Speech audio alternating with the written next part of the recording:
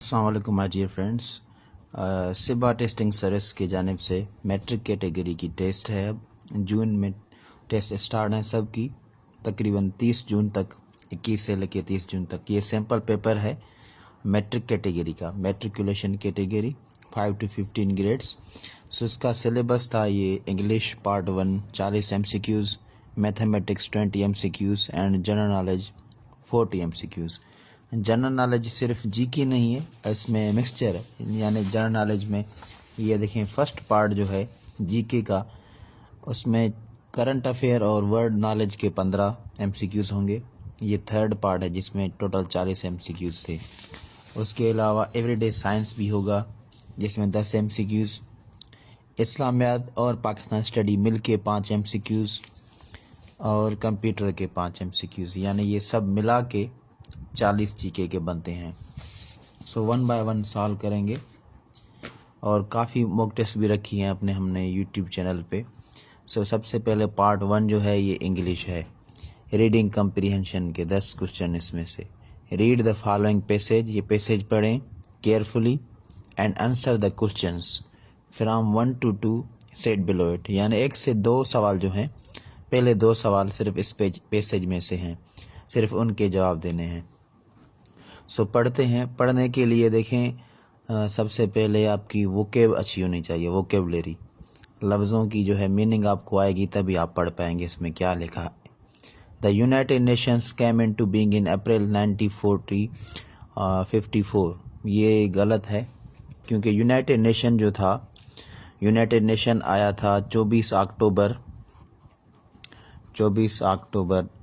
1945 को, जब जंग वर्ल्ड वार 2 ख़त्म हुई थी।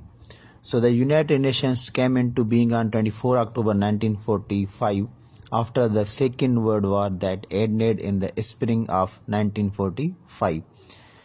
यूनाइटेड नेशंस क़याम में आई, इसने जून 1945 से काम स्टार्ट किया था, साइन हो गए थे, लेकिन इनका काम जो था एक्यूरेटली वो था अक्टूबर 1945 से।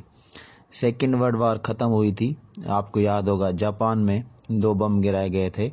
Ended in the spring of 1945, यानी मौसम बहार में ये जंग ख़त्म हुई थी। The war had brought misery to all the world. अब देखिए माइजरी की मीनिंग, यहाँ पे अगर आपको मीनिंग नहीं आएगी तो ये सेंटेंस आपको समझ में नहीं आएगा। The war had brought misery to all the world. Misery का मतलब होता है मुसीबत।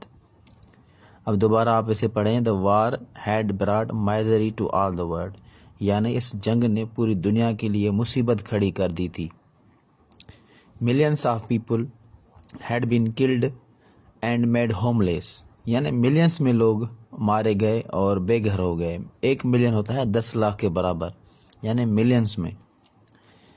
और millions of people suffered from hunger, भूख, पावर्टी, गुर्बत, disease, social, economical, political and other problems. यानी मिलियंस में लोग, यानी ये तो करोड़ों में हो गए।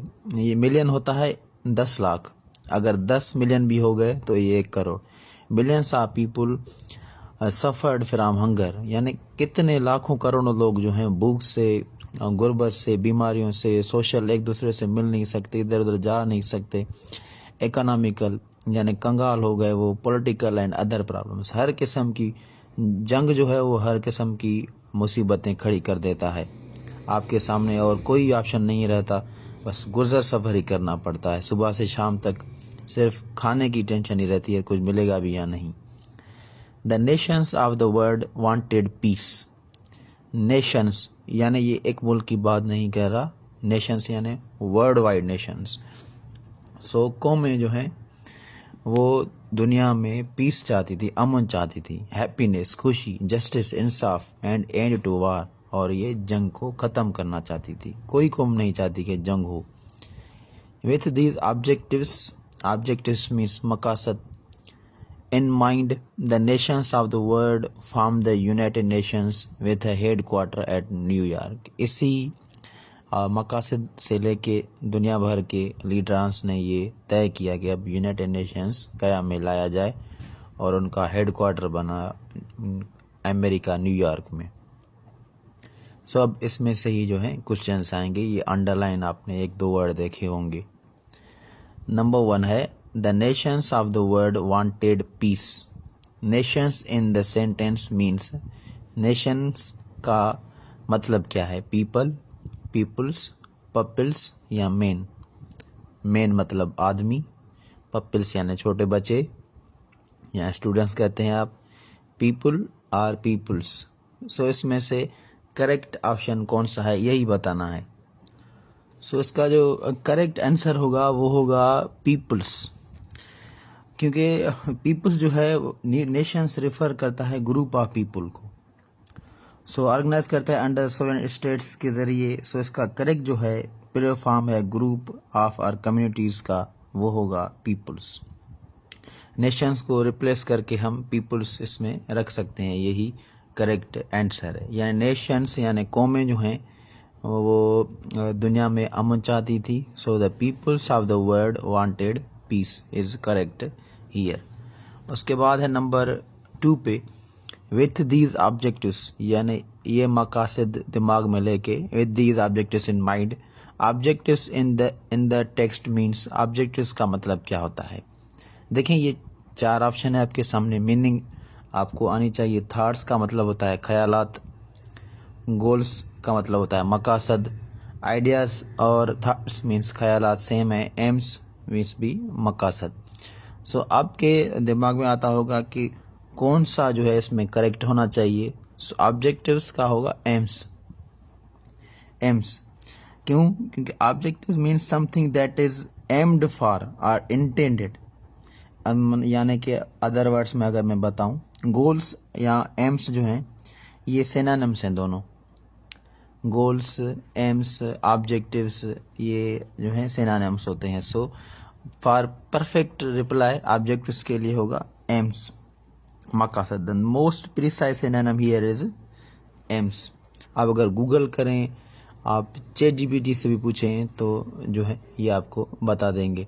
जैसे कि फेमस का होता है वेल नोन, हैंडसम का होता है गुड लुकिंग। मोस्ट एप्रोप्रिएट जो होंगे सिनोनिम वही आपको रखने हैं।